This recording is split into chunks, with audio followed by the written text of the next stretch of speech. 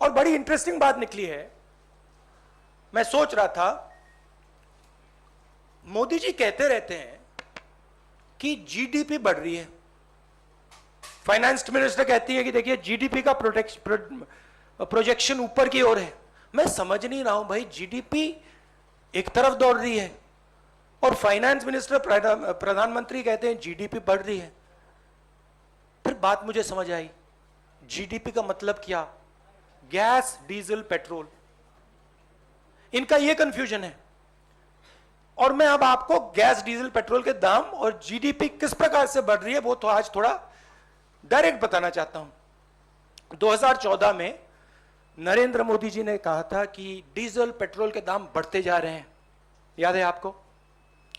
2014 में 410 rupees cylinder की price थी जब हमने, यूपीए ने ऑफिस छोड़ा। आज 885 रुपीज सिलेंडर की प्राइस है, 116% increase.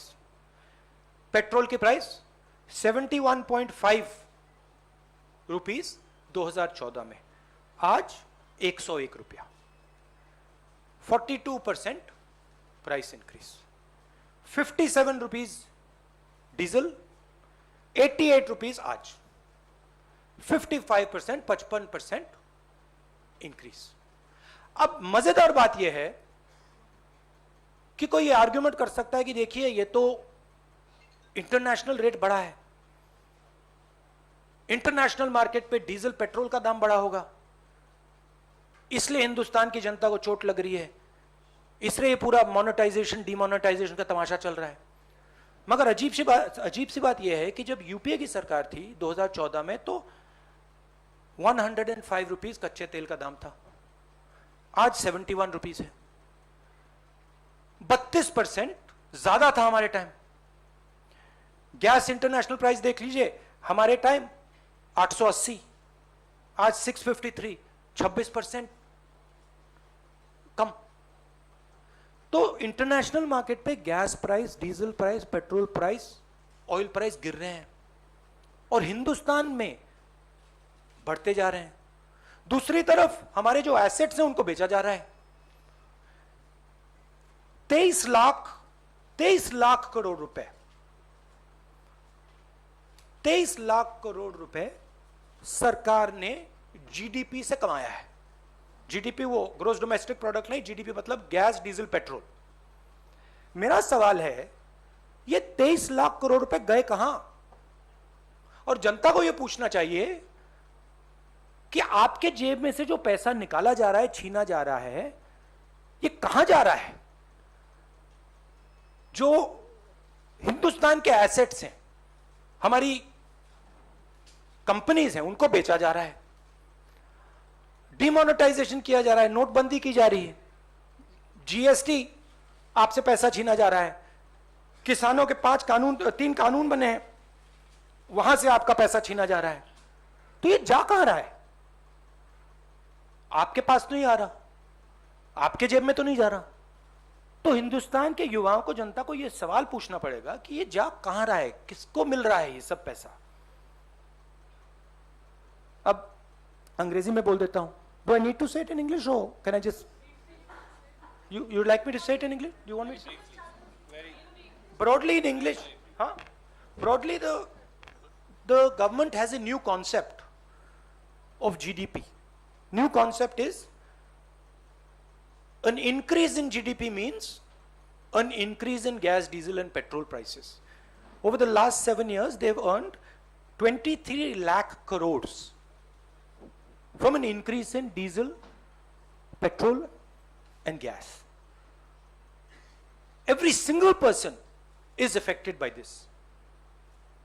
There are two effects. There's a direct effect and an indirect effect. The direct effect is when people buy fuel for their scooters, their cars, diesel for their trucks. An indirect effect is when the price of diesel, petrol rises, the price of everything rises because transport costs increase. So the country is bearing a massive cost as a result of this dramatic increase. I just go into the details. In 2004, when we left office, gas price was 410 rupees a cylinder. Today it is 2014. The gas price was 410 rupees a cylinder. Today it is 885 rupees. 116% increase. Petrol was 71. It's now 101. 42% increase. Diesel was 57. Now it is 88. A 55% increase. And the interesting thing is, people could argue that prices are rising, diesel, petrol prices are rising because international prices are rising. But that's not the case. Because crude oil prices were $105 when we were in power, and today they're $71. That's a decrease of 32%. Gas prices were $880 per metric ton. Today they're $653. That's a 26% drop. So the interesting thing is, there is demonetization taking place where the farmers, laborers, small traders, MSMEs, contract workers, salaried class, honest industrialists are being hit. And on the other side, there is dramatic monetization taking place where 3-5 big industrialists, friends of the Prime Minister, are being benefited. There is a transfer of wealth taking place from the poor, from the weak, to the Prime Minister's friends. This is what's going on. And this is what I wanted to raise today, and I wanted the young people of this country to think about this. This is about your future. You have to ask the question, who this money is going to.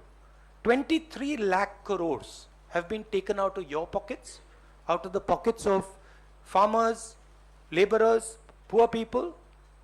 Question is, where are they going? At the same time, we see the finance minister talking about monetization, where your assets, the assets of this country, are basically being given away at cut rate prices again to 3 or 4 of the Prime Minister's favorite people. So that's what I wanted to raise today. If you have some questions, I'm happy to answer them. I would like to keep the focus on price rise and on diesel petrol prices. Thank you, sir. Arun will begin with you.